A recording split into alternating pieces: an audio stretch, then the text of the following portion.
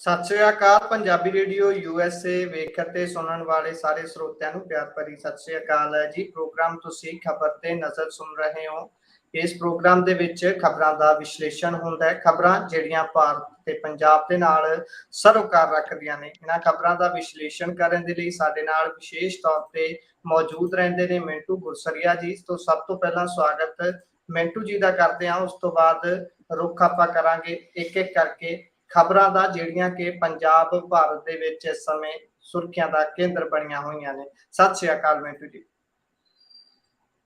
ਜੀ ਸ਼ੁਕਰੀਆ ਸਾਰਿਆਂ ਨੂੰ, ਸਤਿ ਸ੍ਰੀ ਅਕਾਲ ਜੀ। ਸੋ ਮਿੰਟੂ ਜੀ, ਰੁੱਖ ਆਪਾਂ ਖਬਰਾਂ ਦਾ ਹੀ ਕਰ ਲੈਂਦੇ ਹਾਂ। ਸਭ ਤੋਂ ਪਹਿਲਾਂ ਵਿਰੋਧੀ ਧਿਰ ਦੇ ਏਕੇ ਤੇ ਮੋਦੀ ਦਾ ਵੱਡਾ ਸ਼ਬਦੀ ਹਮਲਾ ਜੀ। ਬਿਲਕੁਲ, ਦੇਖੋ ਅੱਜ 2024 ਦਾ ਜਿਹੜਾ ਆ ਨਾ ਉਹ ਪਿੜ ਵੱਜ ਗਿਆ, ਚੋਣਾਂ ਦਾ ਚੱਕਾ ਗਿੜ ਗਿਆ।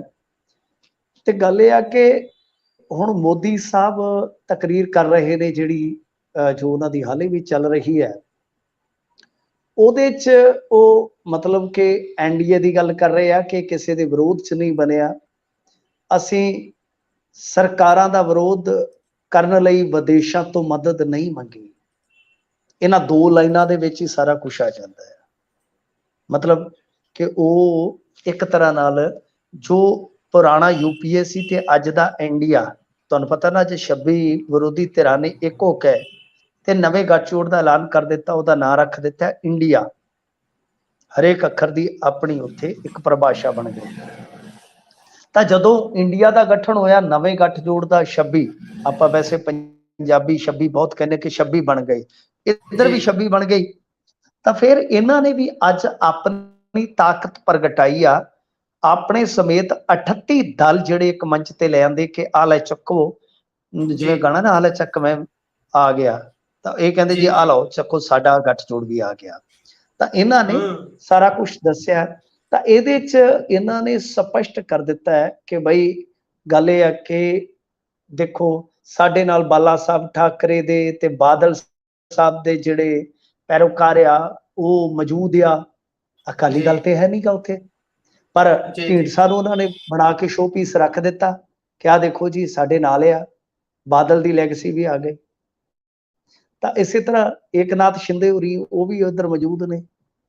ਤੇ ਇਹ ਗੱਲ ਜਦੋਂ ਕਰਦੇ ਆ ਤਾਂ ਫਿਰ ਦੇਖੋ, ਸੁਭਾਵਿਕ ਹੈ ਜੋ ਗੱਠਜੋੜ ਦੀ ਰਾਜਨੀਤੀ ਸ਼ੁਰੂ ਹੋਈ, ਉਹ ਆਪਾਂ ਨੂੰ ਪਤਾ ਕਾਂਗਰਸ ਨੇ ਵਧੇਰੇ ਕੀਤੀ ਜੀ। ਤਾਂ ਕਾਂਗਰਸ ਦੀ ਜਿਹੜੀ ਗੱਠਜੋੜ ਦੀ ਰਾਜਨੀਤੀ ਸੀ, ਖਾਸ ਤੌਰ ਤੇ ਜੋ ਸਰਕਾਰਾਂ ਚਲਾਉਣ ਦਾ ਇਤਿਹਾਸ ਹੈ, ਤਾਂ ਉਹਦੇ 'ਚ ਜੋ ਰੌਲੇ ਰੱਪੇ ਰਹੇ ਆ, ਜੋ ਵਾਦ ਵਿਵਾਦ ਰਹੇ ਆ, ਜੋ ਸਕੈਮ ਹੋਏ ਆ, ਤਾਂ ਫਿਰ ਉਧਰ ਵੀ ਨਿਸ਼ਾਨਾ ਲੱਗਣਾ ਹੀ ਲੱਗਣਾ। ਇੱਥੋਂ ਤੱਕ ਕਹਿ ਦਿੱਤਾ ਕਿ ਪ੍ਰਧਾਨ ਮੰਤਰੀ ਮਤਲਬ ਕਿ ਪ੍ਰਧਾਨ ਮੰਤਰੀ ਵਾਂਗੂ ਕੰਮ ਨਹੀਂ ਸੀ ਕਰ ਸਕਦਾ, ਕਈ ਪਾਵਰ ਹਾਊਸ, ਮਤਲਬ ਕਿ ਤਮਾਮ ਚੀਜ਼ਾਂ ਜਿਹੜੀਆਂ ਕਿ ਆਲੋਚਨਾ ਲਈ ਹਥਿਆਰ ਬਣ ਜਾਂਦੀਆਂ ਨੇ, ਤਾਂ ਉਹ ਇਸਤੇਮਾਲ ਕਰ ਰਹੇ ਨੇ ਪ੍ਰਧਾਨ ਮੰਤਰੀ। ਤਾਂ ਇਹ ਦੱਸ ਰਹੇ ਕਿ ਸਾਡਾ ਸੰਕਲਪ ਪੋਜ਼ਿਟਿਵ ਹੈ, ਏਜੰਡਾ ਪੋਜ਼ਿਟਿਵ ਹੈ, ਰਸਤਾ ਵੀ ਪੋਜ਼ਿਟਿਵ ਹੈ, ਸਰਕਾਰ ਬਹੁਮਤ ਦੇ ਨਾਲ ਬਣਦੀ ਹੈ, ਦੇਸ਼ ਸਾਰਿਆਂ ਦੇ ਨਾਲ ਚੱਲਦਾ ਹੈ, ਅਸੀਂ ਅੱਜ ਵੀ ਵਿਕਾਸਸ਼ੀਲ ਭਾਰਤ ਦੇ ਨਿਰਮਾਣ ਦੇ ਵਿੱਚ ਜੁੜੇ ਹਾਂ। ਦੇਸ਼ ਦੇ ਵਿੱਚ ਰਾਜਨੀਤਿਕ ਗੱਠਜੋੜ ਦਾ ਪੁਰਾਣਾ ਇਤਿਹਾਸ ਹੈ, ਪਰ ਨਕਾਰਾਤਮਕ ਵਿਚਾਰ ਤੋਂ ਬਣੇ ਗੱਠਜੋੜ ਸਫਲ ਨਹੀਂ ਹੋਏ। ਇਹ ਦੂਸਰੇ ਗੱਠਜੋੜਾਂ ਨੂੰ ਨਕਾਰਾਤਮਕ ਵਿਚਾਰ ਵਾਲੇ ਗੱਠਜੋੜ ਕਹਿ ਰਹੇ ਆ, ਕਿਉਂਕਿ ਦੇਖੋ ਅੱਜ ਉਹਨਾਂ ਨੇ ਕਹਿ ਜੂ ਦਿੱਤਾ ਨਾ ਕਿ ਬਈ ਸਾਡੇ ਸਟੇਟਾਂ 'ਚ ਮਤਭੇਦ ਹੋ ਸਕਦੇ, ਸਾਡੇ ਵਿਚਾਰਕ ਮਤਭੇਦ ਨਹੀਂ। ਤਾਂ ਇਹ ਇਹਨਾਂ ਦੀ ਭਾਵਨਾ ਤੇ ਹੀ ਸਵਾਲ ਖੜਾ ਕਰਦੇ ਆ ਜੀ। ਹੁਣ ਦੇਖੋ ਅੱਗੇ ਕੀ ਬਣਦਾ ਹੈ। ਗੁਰਪ੍ਰੀਤ ਜੀ 26 ਆ ਗਏ ਆ ਮੈਦਾਨ ਦੇ ਵਿੱਚ, ਤੇ ਉਧਰ ਦੂਸਰੇ ਪਾਸੇ 38, ਜਿਹਦੀ ਕਿ ਸੰਭਾਵਨਾ ਸੀ। ਵੈਸੇ ਆਪਾਂ ਸ਼ੁਰੂ ਤੋਂ ਕਹਿੰਦੇ ਆ ਸੀ ਕਿ ਅਕਾਲੀ ਦਲ ਸ਼ਾਮਲ ਹੋਏਗਾ, ਪਰ ਬਾਅਦ ਦੇ ਵਿੱਚ ਉਹ ਕੀ ਚੱਕਰ ਆ, ਉਹ ਮੈਂ ਤੁਹਾਨੂੰ ਥੋੜਾ ਜਿਹਾ ਖੋਲ ਕੇ ਦੱਸ ਦੇਣਾ ਕਿ ਜਿੱਦਾਂ ਅੱਜ ਇਹਨਾਂ ਨੇ ਕੁਝ ਹੋਰ ਗੱਠਜੋੜ ਦੇ ਵਿੱਚ ਜੋੜੇ ਆ, ਜਿੱਦਾਂ ਉਹ ਹੈਗਾ ਸੀ ਸੁਹੇਲਦੇਵ ਪਾਰਟੀ ਵਾਲਾ ਰਾਜਭਰ, ਓਮ ਪ੍ਰਕਾਸ਼ ਰਾਜਭਰ, ਉਹ ਲੈ ਆਂਦਾ। ਉਹ ਉਧਰੋਂ ਪਹਿਲਾਂ ਸਮਾਜਵਾਦੀਆਂ ਦਾ ਗੱਠਜੋੜ ਸਾਥੀ ਸੀਗਾ। ਕਮਾਲ ਦੀ ਗੱਲ ਹੈ ਕਿ ਅਨਸਾਰੀ ਦਾ ਮੁੰਡਾ ਵੀ ਉਹਦਾ ਵਿਧਾਇਕ ਹੈ ਪਾਰਟੀ ਤੋਂ, ਉਹ ਵੀ ਆ ਗਿਆ। ਫਿਰ ਰਾਮ ਵਿਲਾਸ ਪਾਸਵਾਨ ਦਾ ਮੁੰਡਾ ਚਿਰਾਗ ਪਾਸਵਾਨ, ਉਹ ਵੀ ਆ ਗਿਆ। ਤੇ ਇਧਰੋਂ ਪਲਾਨੀ ਸਵਾਮੀ ਹੋਰੀ ਵੀ ਆ ਗਏ। ਤਾਂ ਕਹਿਣ ਦਾ ਮਤਲਬ ਇਹ ਹੈ ਕਿ ਇਹ ਜੇ ਆਪਾਂ ਦੇਖੀਏ ਤਾਂ ਦੋ ਧਿਰਾਂ ਨੂੰ ਖਾਸ ਤੌਰ ਤੇ ਅਣਦੇਖਿਆ ਕੀਤਾ ਗਿਆ ਐਨ ਮੌਕੇ ਤੇ। ਮੌਕੇ ਤੋਂ ਭਾਵ ਕੀ ਹੈ ਕਿ 2-3 ਦਿਨ ਪਹਿਲਾਂ ਸੰਭਾਵਨਾ ਰਹੀ ਸੀਗੀ ਕਿ 18 ਤਰੀਕ ਤੱਕ ਵੀ ਹੋ ਸਕਦਾ ਕਿ ਅਕਾਲੀਆਂ ਨੂੰ ਕਾਲ ਆ ਜਾਵੇ ਤੇ ਇਹ ਜਦੋਂ ਸਟਰੈਂਥਨ ਆਪਣੀ ਜਿਹੜੀ ਹੈ ਸ਼ੋਅ ਕਰਨਗੇ ਤਾਂ ਉਸ ਵਕਤ ਹੋ ਸਕਦਾ ਹੈ ਕਿ ਪੁਰਾਣੇ ਸਾਥੀਆਂ ਨੂੰ ਬੁਲਾਇਆ ਜਾਵੇ। ਪਰ ਜਿਹੜੀ ਗੱਲ ਹੁਣ ਸਮਝਣ ਦੇ ਵਿੱਚ ਆ ਰਹੀ ਆ ਉਹ ਇਹੋ ਆ ਕਿ ਇਹਨਾਂ ਨੂੰ ਲੱਗਿਆ ਕਿ ਸ਼ਾਇਦ ਅਕਾਲੀ ਦਲ ਬਾਦਲ ਨਾਲ ਜਾਣ ਦਾ ਪੰਜਾਬ 'ਚ ਕੋਈ ਬਹੁਤਾ ਫਾਇਦਾ ਹੁਣ ਨਹੀਂ ਰਿਹਾ ਜੀ ਤੇ ਕੌਮੀ ਪੱਧਰ ਤੇ ਜੋ ਚਿਹਰਾ ਵਿਖਾਉਣਾ ਹੈ ਉਹ ਸੁਖਦੇਵ ਸਿੰਘ ਢੀਂਡਸਾ ਮਤਲਬ ਕਿ ਪਿਛੋਕੜ ਤੋਂ ਵੀ ਅਕਾਲੀ ਹੈ ਤੇ ਸਾਡੇ ਨਾਲ ਜੀ ਪਹਿਲਾਂ ਤੋਂ ਵੀ ਹੈਗਾ, ਭਰਦੇ ਰਹਾਂਗੇ ਜੀ ਤੇਰੀ ਹਾਂ ਵਿੱਚ ਹਾਂ, ਉਹ ਤੇ ਹਾਂ ਚ ਹਾਂ ਭਰਦੇ ਹੀ ਆ।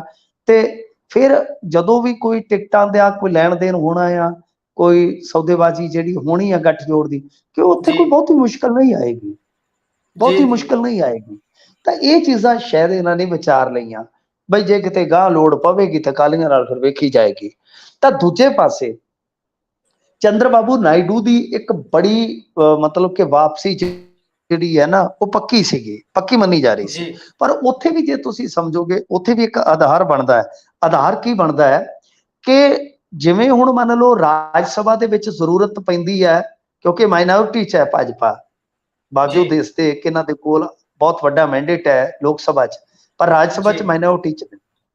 ਤਾਂ ਉੱਥੇ ਕੀ ਹੁੰਦਾ ਕਿ ਜਦੋਂ ਬਿੱਲ ਪਾਸ ਕਰਾਉਣਾ ਹੁੰਦਾ ਇਹਨਾਂ ਦੀ ਡਿਪੈਂਡੇਬਿਲਿਟੀ ਜ਼ਿਆਦਾਤਰ ਜੇ ਤੁਸੀਂ ਦੇਖੋਗੇ ਤਾਂ ਵਾਈਐਸਆਰ ਕਾਂਗਰਸ ਤੇ ਰਹਿੰਦੀ ਹੈ, ਆਂਧਰਾ ਵਾਲਿਆਂ ਤੇ। ਤਾਂ ਜਾਂ ਆਂਧਰਾ ਵਾਲੇ ਆਉਂਦੇ ਆ ਜਾਂ ਉੜੀਸਾ ਵਾਲੇ ਆਉਂਦੇ ਆ। ਤੇ ਇਹਨਾਂ ਨੂੰ ਲੱਗਿਆ ਕਿ ਜੇ ਚੰਦਰਬਾਬੂ ਨਾਇਡੂ ਦੀ ਵਾਪਸੀ ਹੋਏਗੀ ਤਾਂ ਕਿਤੇ ਇਹ ਨਾ ਹੋਵੇ ਕਿ ਵਾਈਐਸਆਰ ਵਾਲੇ ਸਾਡੇ ਤੋਂ ਦੂਰ ਹੋ ਜਾਣ, ਕਿਉਂਕਿ ਜੀ ਟੀਡੀਪੀ ਸਾਨੂੰ ਕੋਈ ਬਹੁਤੀ ਮਦਦ ਕਰ ਨਹੀਂ ਸਕੇਗੀ। ਵਾਈਐਸਆਰ ਕੋਲ ਬਹੁਤ ਵੱਡਾ ਇੱਕ ਸਮਰਥਨ ਹੈਗਾ, ਉਹਨਾਂ ਦੇ ਰਾਜ ਸਭਾ ਦੇ ਵਿੱਚ ਮੈਂਬਰ ਆ, ਸੋ ਜੀ ਲਿਹਾਜ਼ਾ ਇਹਨਾਂ ਨੇ ਇਹ ਮੋੜ ਕੱਟਿਆ। ਬਾਕੀ ਹੁਣ ਸਾਫ਼ ਹੋ ਗਿਆ, ਲਕੀਰਾਂ ਖਿੱਚੀਆਂ ਗਈਆਂ ਨੇ, ਮੈਦਾਨ ਸੱਜ ਚੁੱਕੇ ਆ, ਟੀਮਾਂ ਜੀ ਤੈਅ ਹੋ ਚੁੱਕੀਆਂ।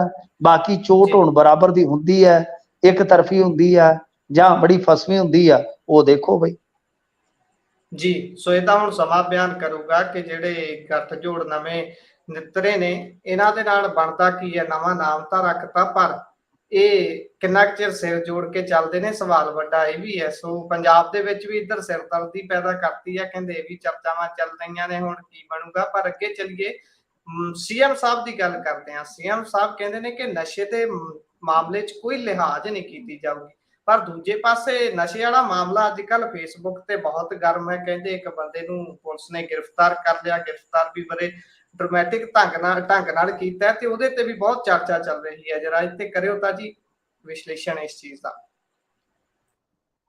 ਦੇਖੋ ਹਾਂ ਬਿਲਕੁਲ, ਪਰਵਿੰਦਰ ਸਿੰਘ ਝੋਟਾ ਗ੍ਰਿਫਤਾਰ ਕੀਤਾ ਗਿਆ। ਪਰਵਿੰਦਰ ਸਿੰਘ ਝੋਟਾ ਐਕਚੁਅਲ ਚ ਜੇ ਤੁਸੀਂ ਵੇਖੋਗੇ ਵਿਸਾਖੀ ਤੋਂ ਬਾਅਦ ਸੁਰਖੀਆਂ ਚ ਆਇਆ ਸੀਗਾ, ਪਰ ਜ਼ਿਆਦਾ ਕੰਟਰੋਵਰਸੀ ਹੋਈ ਆ ਉਹਦੀ ਅਰੈਸਟ ਨਾਲ।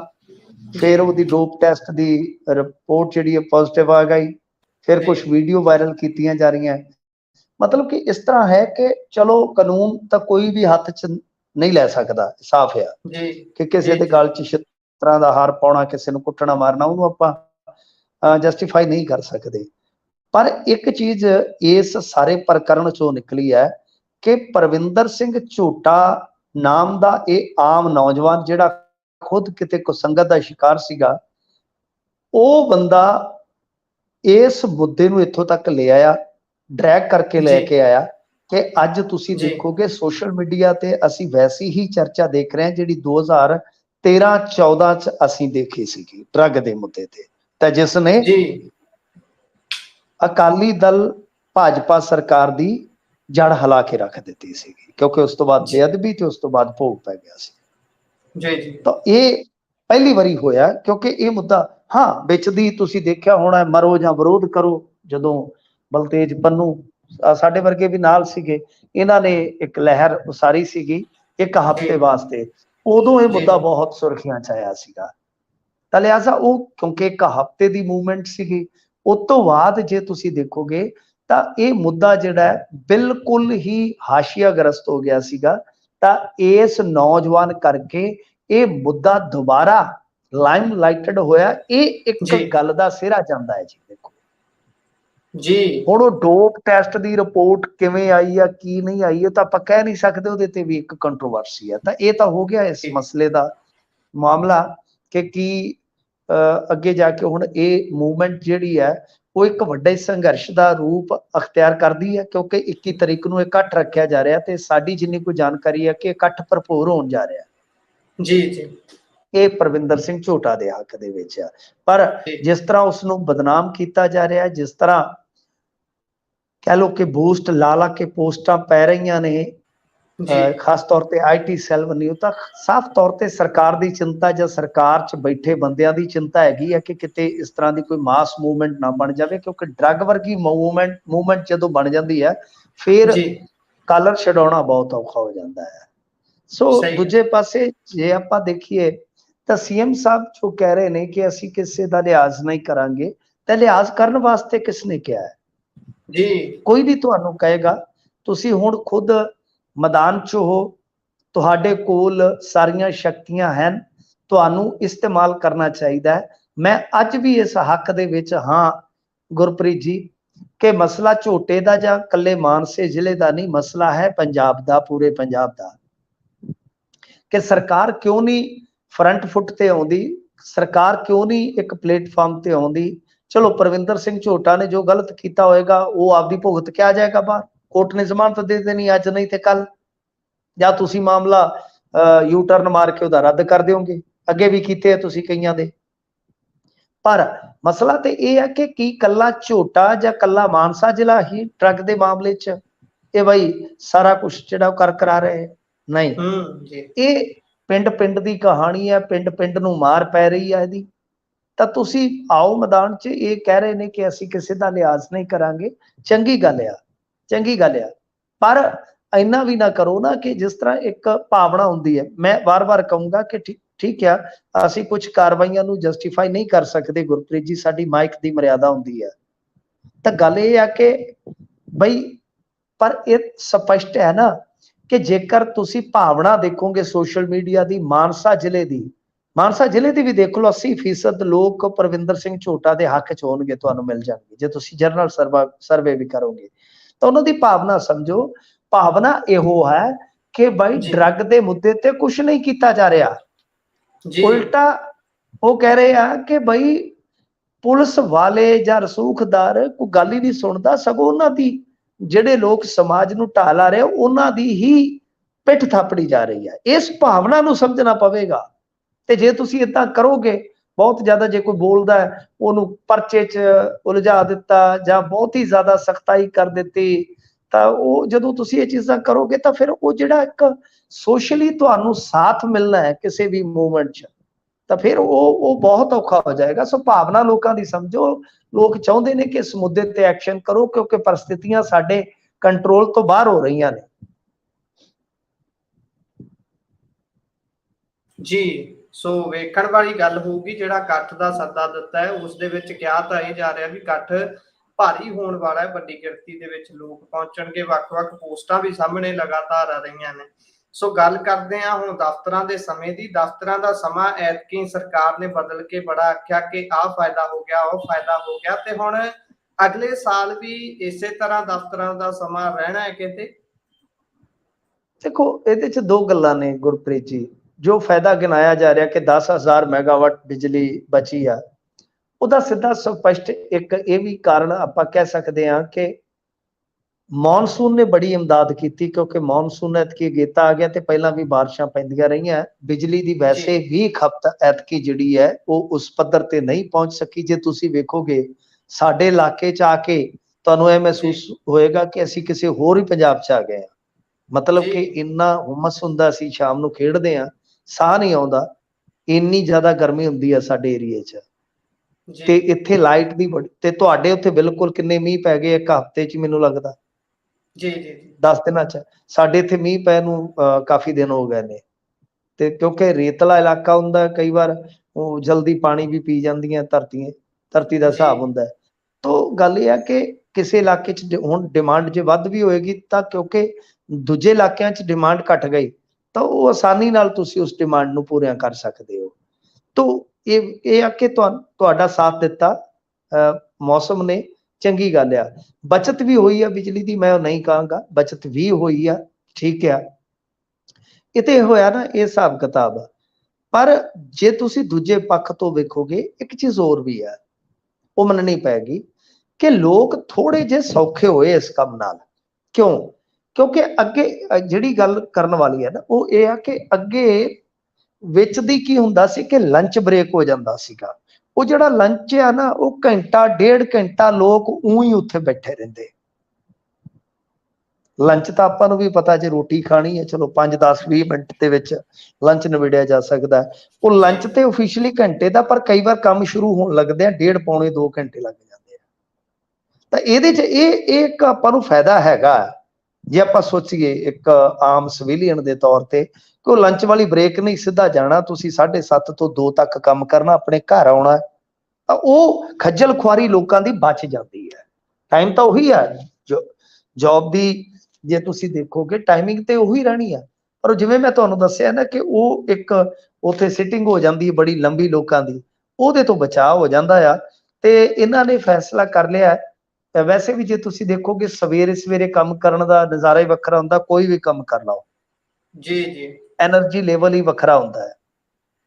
ਠੀਕ ਆ, ਕੁਝ ਮੁਲਾਜ਼ਮਾਂ ਨੂੰ ਜਿਹੜੇ ਦੂਰ ਦੇ ਮੁਲਾਜ਼ਮ ਹੁੰਦੇ ਆ ਉਹਨਾਂ ਨੂੰ ਦਿੱਕਤ ਆਉਂਦੀ ਹੈ, ਤੁਸੀਂ ਜ਼ਿਲ੍ਹਾ ਹੈਡਕੁਆਟਰ ਤੱਕ ਵੱਧ ਤੋਂ ਵੱਧ ਰੱਖੋ ਮੁਲਾਜ਼ਮ ਨੂੰ, ਕੋਈ ਦਿੱਕਤ ਨਾ ਆਵੇ, ਦੈਨ ਸਾਰਾ ਕੁਝ ਠੀਕ ਆ, ਓਕੇ ਆ। ਤਾਂ ਇਹਦੇ 'ਚ ਹੁਣ ਦੇਖੋ, ਕਿਉਂਕਿ ਇਹਨਾਂ ਨੂੰ ਫੀਡਬੈਕ ਅੱਛੀ ਮਿਲੀ ਆ, ਤਾਂ ਹੋ ਸਕਦਾ ਹੈ ਕਿ ਆਉਣ ਵਾਲੇ ਜਿਹੜੇ ਗਰਮੀ ਦੇ ਮੌਸਮ ਦੇ ਵਿੱਚ ਇਹ ਟਾਈਮਿੰਗ ਫਿਕਸ ਹੀ ਕਰ ਦੇਣ। ਐਤਕੀ ਤੇ ਵਕਤੀ ਤੌਰ ਤੇ ਸੀ, ਕੁਝ ਸਮੇਂ ਵਾਸਤੇ ਸੀ, ਪਰ ਹੁਣ ਇਹਨਾਂ ਦੀ ਪਲੈਨਿੰਗ ਹੈ ਕਿ ਅਗਲੀ ਵਾਰ ਤੋਂ ਅਸੀਂ ਇਹਨੂੰ ਫਿਕਸ ਹੀ ਕਰ ਦਈਏ, ਪੱਕਾ ਹੀ ਕਰ ਦਈਏ।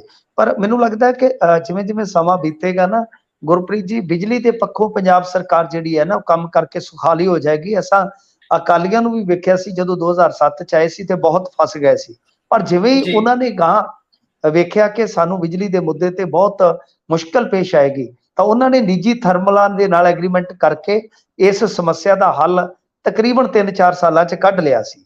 ਪਰ ਉਹ ਸਮਾਂ ਉਸ ਟਾਈਮ ਹੋਰ ਸੀ, 3-4 ਸਾਲ ਲੱਗੇ ਸੀ। ਮੈਨੂੰ ਲੱਗਦਾ ਕਿ 2 ਕੁ ਸਾਲ ਦਾ ਹੁਣ ਇਹਨਾਂ ਨੂੰ ਸਮਾਂ ਮਿਲ ਜਾਣਾ, 2-2.5 ਸਾਲ ਦਾ ਅਗਲੀਆਂ ਗਰਮੀਆਂ ਤੱਕ, ਜਦ ਤੱਕ ਕੁਝ ਇਹ ਬਿਜਲੀ ਦੇ ਪੱਖੋਂ ਪੈਰਾਂ ਸਿਰ ਹੋ ਸਕਦੇ ਆ। ਜੀ, ਸੋ ਇਹ ਤਾਂ ਹੁਣ ਵੇਖਾਂਗੇ ਕਿ ਸਮਾਂ ਬਦਲ ਕੇ ਸਰਦਾ ਜਾਂ ਫਿਰ ਆਪਣੀ ਤਿਆਰੀ ਕੋਈ ਕੱਸਣੀ ਪੈਂਦੀ ਹੈ, ਤੇ ਉਹ ਤਿਆਰੀ ਕਿੰਨੇ ਕੁ ਚਿਰ 'ਚ ਹੋ ਜਾਂਦੀ ਹੈ, ਇਹ ਵੀ ਦੇਖਣ ਵਾਲੀ ਗੱਲ ਹੋਊਗੀ। ਸੋ ਅੱਗੇ ਚੱਲੀਏ।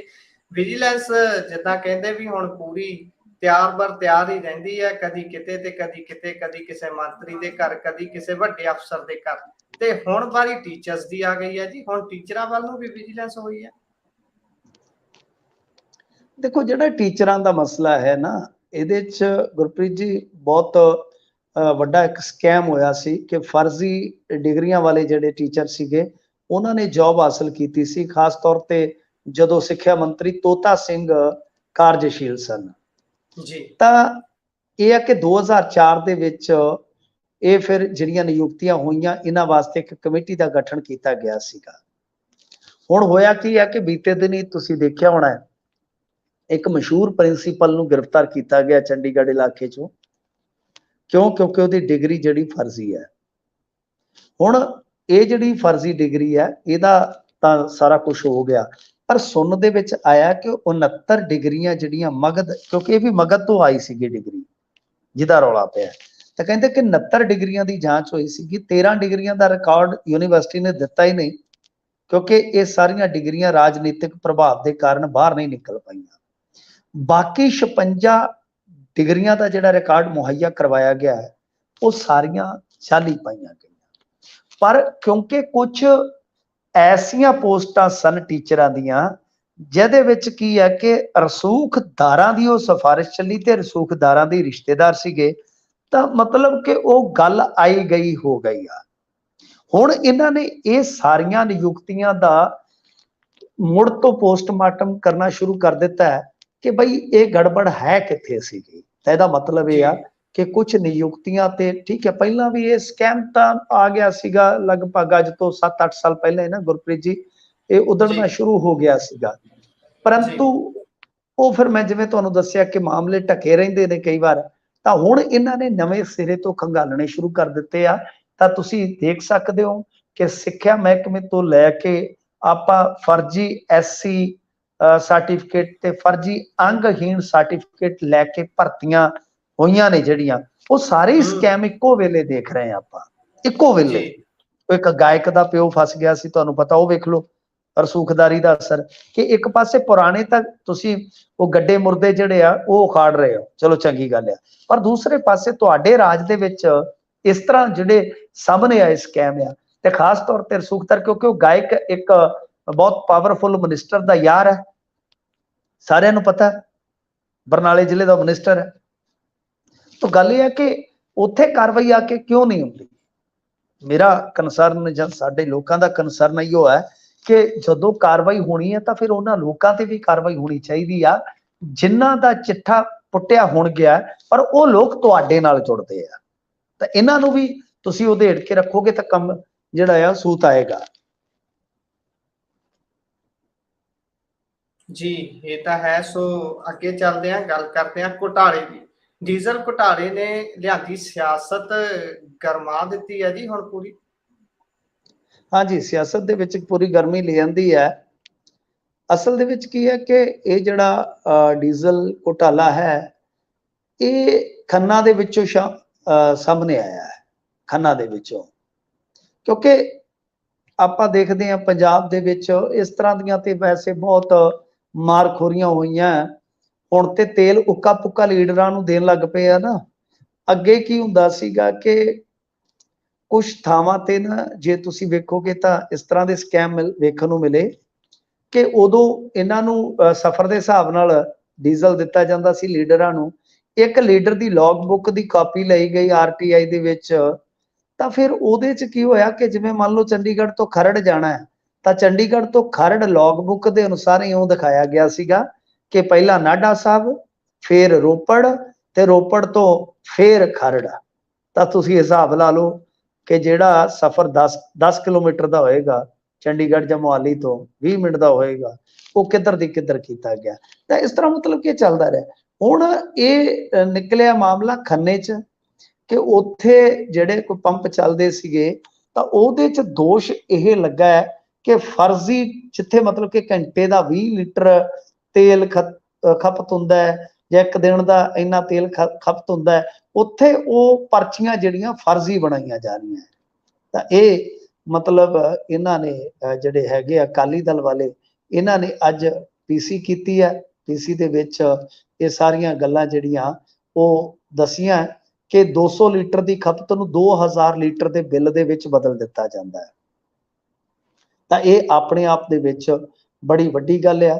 ਨਗਰ ਪ੍ਰੀਸ਼ਦ ਦੇ ਕਰਮਚਾਰੀ ਵੱਲੋਂ 30 ਲੀਟਰ ਦੀ ਪਰਚੀ 1500 ਰੁਪਏ ਦੇ ਵਿੱਚ ਵੇਚਣ ਦਾ ਵੀ ਦੋਸ਼ ਲਾਇਆ ਗਿਆ, ਕਿਉਂਕਿ ਖਾਸਾ ਕੁਛ ਇੱਥੇ ਦੱਸਿਆ ਗਿਆ ਕਿ ਡਿਸਪੋਜ਼ਲ ਤੇ ਇੱਕ ਮਹੀਨੇ ਦੇ ਵਿੱਚ 200 ਲੀਟਰ ਦੀ ਖਪਤ ਹੁੰਦੀ ਹੈ, ਪਰ ਬਿੱਲ 2000 ਲੀਟਰ ਤੱਕ ਦਾ ਬਣਦਾ ਹੈ। 6 ਪਰਚੀਆਂ 30 ਲੀਟਰ ਡੀਜ਼ਲ ਦੀ ਜਿਹੜੀ ਆ ਉਹ ਹਰੇਕ ਪਰਚੀ ਆ ਇਸੇ ਹਿਸਾਬ ਨਾਲ। ਤਾਂ ਦੱਸਦੇ ਆ ਕਿ ਇੱਕ ਕੁਲਵਿੰਦਰ ਨਾਂ ਦੇ ਵਿਅਕਤੀ ਤੇ ਦੋਸ਼ ਵੀ ਲੱਗ ਰਹੇ। ਸ਼੍ਰੋਮਣੀ ਅਕਾਲੀ ਦਲ ਦਾ ਇਹ ਹਲਕਾ ਇੰਚਾਰਜ ਹੈ। ਕਹਿੰਦੇ ਕਿ ਇਹ ਬਾਈ ਨਗਰ ਪ੍ਰੀਸ਼ਦ ਦੇ ਵਿੱਚ ਹਾਲੇ ਵੀ ਬਹੁਤ ਰਸੂਖ ਰੱਖਦਾ ਹੈ। ਤਾਂ ਇਹ ਦੂਜੇ ਪਾਸੇ ਜੇ ਤੁਸੀਂ ਵੇਖੋਗੇ ਤਾਂ ਇੱਕ ਹੋਰ ਵੀ ਇਹਦੇ ਚ ਗੱਲ ਆ ਜਾਂਦੀ ਹੈ ਕਿ ਕੁਲਵਿੰਦਰ ਕਹਿੰਦਾ ਸਾਰਾ ਮਾਮਲਾ ਸਿਆਸਤ ਤੋਂ ਪ੍ਰੇਰਿਤ ਆ, ਪਰ ਪੁਰਾਣੇ ਬੰਦਿਆਂ ਦੇ ਵੀ ਐਂਗਲ ਵੇਖ ਲਓ ਕਿੱਧਰ ਦੀ ਕਿੱਧਰ ਜੁੜਦੇ ਪਏ ਆ। ਹੁਣ ਨਗਰ ਕੌਂਸਲ ਦੇ ਈਓ ਜਿਹੜੇ ਆ ਉਹ ਕਹਿ ਰਹੇ ਕਿ ਹਾਂ ਅਸੀਂ ਜਾਂਚ ਪੜਤਾਲ ਕਰਵਾਵਾਂਗੇ, ਪਰ ਇਹ ਡੀਜ਼ਲ ਦਾ ਜਿਹੜਾ ਮਾਮਲਾ ਹੈ ਉਹਨੇ ਇੱਕ ਵਾਰੀ ਉੱਥੋਂ ਦੀ ਲੋਕਲ ਰਾਜਨੀਤੀ ਚ ਕਾਫੀ ਬਵਾਲ ਕੱਟਿਆ ਹੋਇਆ। ਜਿਵੇਂ ਤੁਸੀਂ ਉਹ ਦੇਖੋਗੇ ਤੇ ਲੁਧਿਆਣੇ ਦੇ ਵਿੱਚ 2 ਲੀਡਰਾਂ ਦਾ ਬੜਾ ਸਿਆਪਾ ਪਿਆ ਹੋਇਆ ਖੰਨੇ ਦੇ ਉੱਪਰ ਹੈ, ਬਿੱਟੂ ਦਾ ਤੇ ਗੋਗੀ ਦਾ। ਉਹ ਆਪਸ ਦੇ ਵਿੱਚ ਕੋਈ ਮੰਦ ਬੁੱਧੀ ਦੱਸਦਾ, ਕੋਈ ਕੁਛ ਦੱਸਦਾ, ਸ਼ਕੂਨੀ ਦੱਸਦਾ, ਉਹਨਾਂ ਦਾ ਵੀ ਰਫੜ ਪਿਆ ਹੋਇਆ ਪੂਰਾ ਜੀ। ਸੋ ਇਸ ਤਰ੍ਹਾਂ ਹੀ ਰਹਿੰਦਾ ਹੈ ਪੰਜਾਬ 'ਚ। ਤਾਂ ਏਦਾਂ ਕਦੀ ਹੁੰਦਾ ਹੀ ਨਹੀਂ ਵੀ ਸਿਆਸਤ ਥੋੜੀ ਜਿਹੀ ਵੀ ਠੰਡੀ ਪਵੇ, ਕੋਈ ਨਾ ਕੋਈ ਮੁੱਦਾ ਚੱਕ ਹੀ ਲੈਂਦੇ ਨੇ ਤੇ ਸਿਆਸਤ ਗਰਮ ਹੀ ਰਹਿੰਦੀ ਹੈ। ਅੱਗੇ ਚੱਲੀਏ, ਗੱਲ ਕਰਦੇ ਹਾਂ ਦਿੱਲੀ ਆਰਡੀਨੈਂਸ ਦੀ। ਇਹਨੂੰ ਲੈ ਕੇ ਬੜਾ ਤਰਲੋ ਮੱਛੀ ਵੀ ਹੁੰਦੇ ਰਹੇ ਨੇ ਸਿਆਸਤਦਾਨ, ਤੇ ਹੁਣ ਜਿਹੜਾ ਦਿੱਲੀ ਦਾ ਇਹ ਆਰਡੀਨੈਂਸ ਹੈ ਇਹਦਾ ਮਾਮਲਾ ਸੰਵਿਧਾਨਕ ਬੈਂਚ ਕੋਲ ਜਾ ਸਕਦਾ ਹੈ ਜੀ। ਹਾਂਜੀ, ਦੇਖੋ ਐਸਾ ਸੰਕੇਤ ਮਿਲਿਆ ਹੈ ਕਿ ਇਹ ਆਰਡੀਨੈਂਸ ਦਾ ਮਸਲਾ ਜਿਹੜਾ ਹੈ ਉਹ ਜਾ ਸਕਦਾ ਹੈ ਸੰਵਿਧਾਨਕ ਬੈਂਚ ਕੋਲ। ਤਾਂ ਸੰਵਿਧਾਨਕ ਬੈਂਚ ਇਹਦਾ ਫੈਸਲਾ ਕਰੇਗਾ, ਕਿਉਂਕਿ ਗੱਲ ਇਹ ਹੈ ਕਿ ਸੰਵਿਧਾਨਕ ਤੌਰ ਤੇ ਜਿਹੜੀ ਚੁਣੌਤੀ ਦਿੱਤੀ ਗਈ ਸੀ ਆਮ ਸਰਕਾਰ ਦੀ, ਜਿਹੜੀ ਪਟੀਸ਼ਨ ਸੀ ਆਮ ਆਦਮੀ ਪਾਰਟੀ ਦੀ ਸਰਕਾਰ ਦੀ, ਤਾਂ ਇਹਦੇ ਤੇ ਸੁਣਵਾਈ ਕਰਦੇ ਹੁਣ ਇਹ ਕਿਹਾ ਗਿਆ ਹੈ ਕਿ 20 ਜੁਲਾਈ ਨੂੰ 5 ਜੱਜਾਂ ਦੇ ਬੈਂਚ ਨੂੰ ਇਹ ਮਾਮਲਾ ਸੌਂਪਣ ਤੇ ਜਿਹੜਾ ਹੈ ਨਾ ਫੈਸਲਾ ਹੋਏਗਾ, ਯਾਨੀ ਸੁਣਵਾਈ ਸ਼ੁਰੂ ਹੋ ਜਾਏਗੀ। ਤਾਂ ਇਹਦੇ ਚ ਜੋ ਚੀਫ ਜਸਟਿਸ ਹੈ ਡੀ.ਵਾਈ ਚੰਦਰਚੂੜ, ਜਸਟਿਸ ਪੀ.ਐਸ. ਨਰਸਿਮਹਾ ਤੇ ਮਨੋਜ ਮਿਸ਼ਰਾ, ਇਹਨਾਂ ਦੇ ਬੈਂਚ ਨੇ ਜਿਹੜਾ ਸੰਕੇਤ ਦਿੱਤਾ, 3 ਜੱਜਾਂ ਦਾ ਬੈਂਚ ਤਾਂ ਹੋ ਹੀ ਗਿਆ ਨਾ ਜਿਹਦੇ ਤੇ ਸੁਣਵਾਈ ਜਾ ਕੇ ਲੱਗੀ ਆ। ਇਹਨਾਂ ਨੇ ਕਿਹਾ ਕਿ ਦਿੱਲੀ ਦੀਆਂ ਸੇਵਾਵਾਂ ਤੇ ਕੰਟਰੋਲ ਸੰਬੰਧੀ ਕੇਂਦਰ ਦਾ ਆਰਡੀਨੈਂਸ ਧਾਰਾ 239 ਏ ਦਾ ਸਹਾਰਾ ਲੈ ਕੇ ਲਿਆਂਦਾ ਗਿਆ।